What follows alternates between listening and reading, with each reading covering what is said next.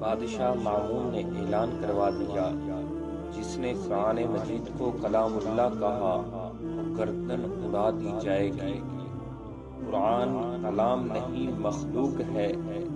سینکڑوں علماء شہید کر دیے گئے، کئی جیلوں میں ڈال دیے یا ملک بدر کر دیے۔ ایسے میں امام احمد بن حنبل رحمت اللہ تعالی علیہ امت کی رہنمائی کے لیے بڑھے اور ڈٹ گئے۔ مناظرے کا اعلان ہوا، لیکن مامون کے انتقال کے سبب ٹل گیا۔ معتصم باللہ حاکم بنا اور وہی عقیدہ باطل اپنایا۔ امام صاحب کو مناظرے کے لیے بلایا گیا۔ امام صاحب نے دلائل کے انبار لگا دیے، لیکن معتصم باللہ کے سرکاری مناظروں کو ڈر کہ اگر ہار تسلیم کر لی تو جان سے جائیں گے۔ 3 دن مناظرہ ہوا، امام صاحب کی ایک نہ سنی گئی۔ امام صاحب کو 60 کوڑوں کی سزا مقرر کر دی گئی۔ جمعے کا دن مقرر ہوا، امام صاحب کو زنجیروں میں جکڑ کر لایا جا رہا تھا۔ بغداد کے لوگ امام صاحب کی ایک جھلک دیکھنے کو امڑ آئے۔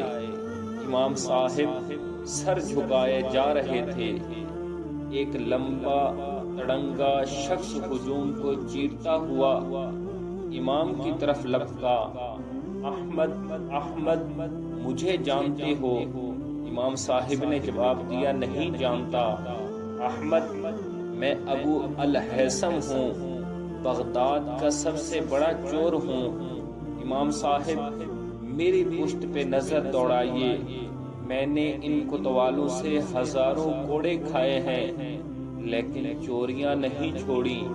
دیکھنا امام صاحب، کہیں ان کے کوڑوں کے ڈر سے تم حق مت چھوڑ دینا۔ اگر میں نے چوریاں چھوڑ دی تو صرف میرے بچوں کے پیٹ پہ فرق پڑے گا، لیکن اگر امام صاحب آپ اس وقت پیچھے ہٹ گئے تو امت برباد ہو جائے گی۔ امام صاحب غش کھا کر گر پڑے۔